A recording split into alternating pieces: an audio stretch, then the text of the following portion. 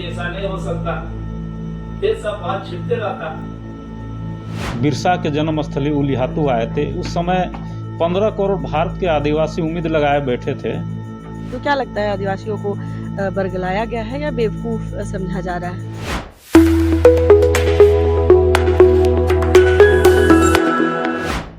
नमस्कार, जोहार।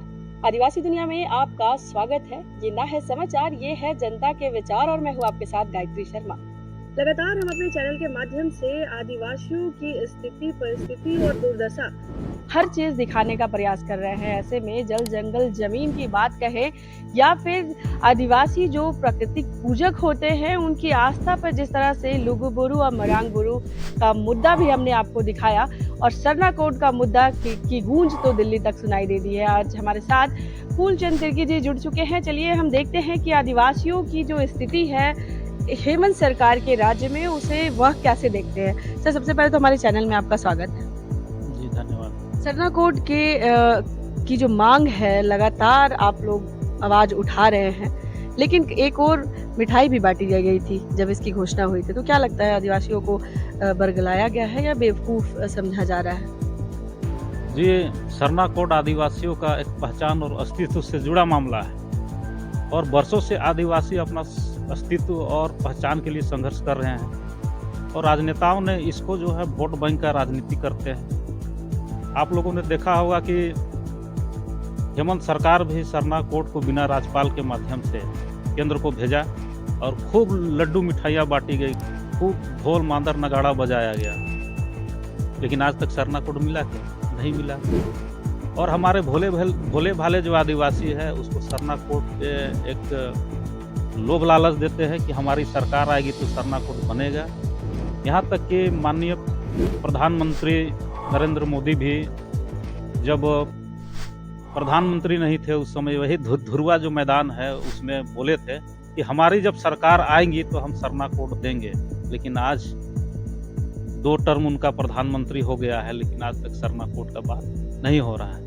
तो 15 करोड़ आदिवासी आज हम लोग ठगे हुए महसूस कर रहे हैं और 15 नवंबर को माननीय प्रधानमंत्री भगवान बिरसा मुंडा की जन्मस्थली उलिहातू आए थे और हम लोग का बहुत आस था कि इस बार आदिवासियों को एक तोहफा मिलेगी, सरना कोड की बात होगा, लेकिन ऐसी कोई बात नहीं हुई, जिसमें फिर से आदिवासी आज ठगे हुए महसूस कर रहे हैं। तो आज केंद्रीय सरना समिति वही इसी को लेकर के जो है प्रेस वार्ता का आयोजन किया है कि आदिवासी हमेशा से संघर्ष करके ही अपना हक अधिकार को लिए हैं। तो इस बार भी सरना कोड जो है हम लोग संघर्ष करके ही, जब तक सरना कोड नहीं मिलेगा हम लोग लड़ाई जारी रखेंगे। पहले भी हम लोग बहुत सारा आंदोलन किए, रेल रोड चक्का जाम किए, झारखंड बंद किए, दिल्ली में जंतर मंतर में कई बार धरना प्रदर्शन हुआ, राजभवन में भी कई बार धरना प्रदर्शन हुआ, लेकिन हम लोग हिम्मत नहीं हारे। हम लोग को आदिवासियों को आस है कि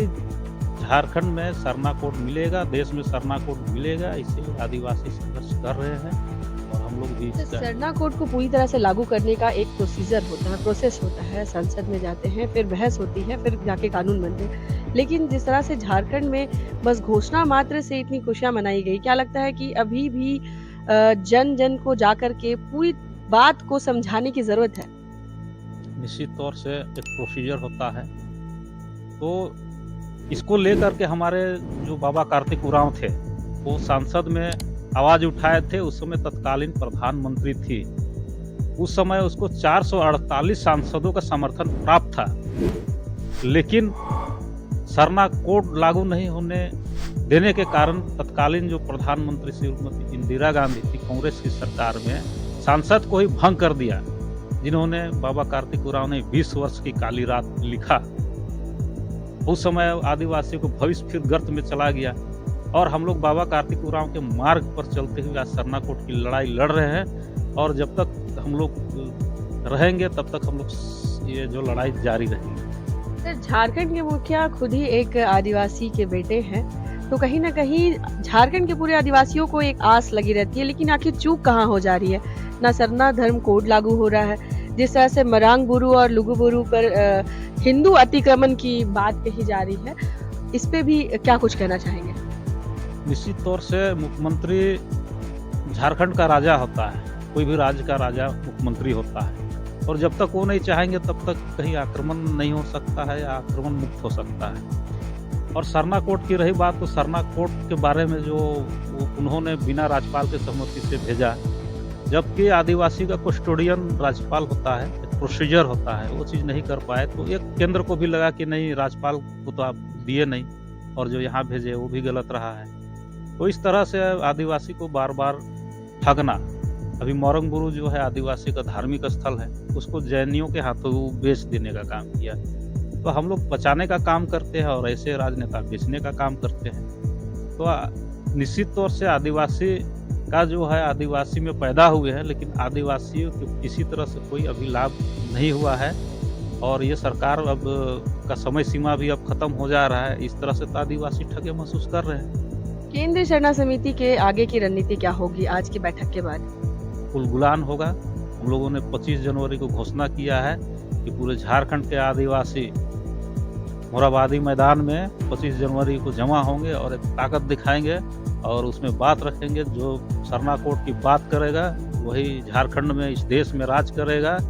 सरना कोड नहीं तो वोट नहीं का नारा भी बुलंद होगा और आने वाले समय इसका प्रभाव देखा जाएगा। जी, जुड़ने के लिए शुक्रिया। धन्यवाद।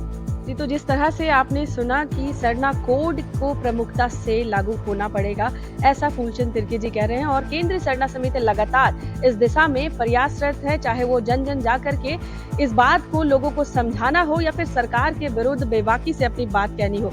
अब देखना यह होगा कि झारखंड की में जो सरकार है, वर्तमान सरकार है, वह इस 25 जनवरी को जो उलगुलान होगा, जो रैली निकाली जाएगी, जो महाजुटान होगा आदिवासियों को, उसका क्या असर पड़ता है। फिलहाल इस तरह की खबरों के लिए आप हमारे साथ बने रहिए।